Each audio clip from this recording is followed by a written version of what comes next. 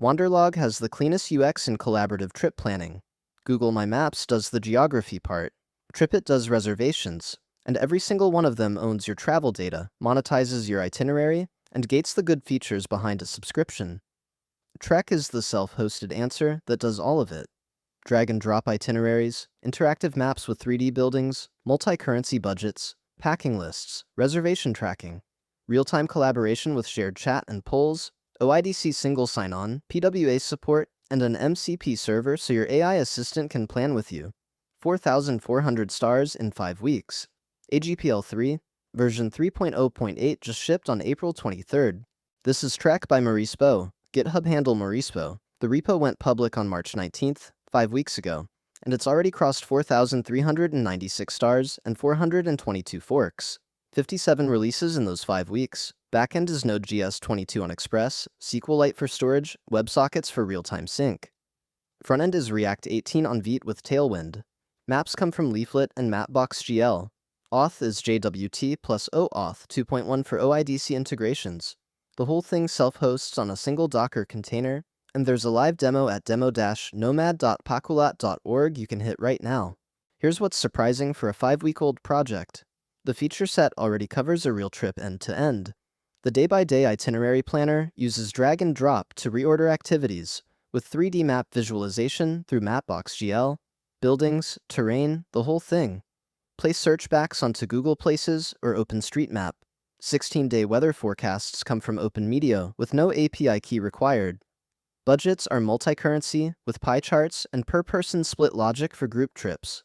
Packing lists support templates, member assignments, and checkoff.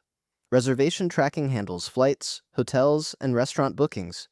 There's a document manager for boarding passes and visas, and the whole trip exports as a PDF for offline use. Self-hosting is one Docker command. Generate an encryption key with OpenSSL, pass it as an env var, mount 2 volumes for data and uploads, and you're running on port 3000. For production, the repo ships a Docker Compose with health checks, security defaults, and reverse proxy examples for Nginx and Caddy. There's also a Helm chart for Kubernetes deployments. PWA install is built in.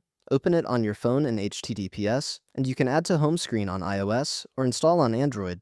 And the service worker caches the entire trip for offline access on the actual flight. The collaboration layer is what makes Trek different from a Notes app with a map. WebSockets push every change instantly to every connected user. 2 people editing the same itinerary see each other's edits live. Built-in chat means you don't switch to Slack to argue about which restaurant. Polls let the group vote on which museum makes the cut. Shared notes per day. Day check-ins so the planner knows who's still committed to the 7 a.m. hike. Invite links handle joining without forcing accounts. Role-based access controls who can edit, comment, or just view. OIDC SSO means if your team uses Google Workspace, Apple, Authentic, or Keycloak, login is one click. The MCP integration is the unlock that no other travel planner has yet. Trek ships an OAuth 2.1 authenticated MCP server with over 150 tools, which means Claude Code or any other MCP-compatible AI assistant can authenticate to your Trek instance and start planning. Ask Claude to draft a 5-day Tokyo itinerary with vegetarian restaurants near each stop. Ask it to build a packing list based on the destination weather forecast. Ask it to redistribute a budget across 4 travelers proportionally.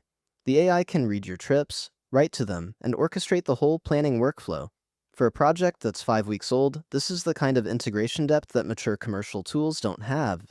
Go to github/mauricebo/trek, run the Docker command, and your next trip lives on a box you own. Subscribe to Awesome FOSS. We find the projects that actually slap.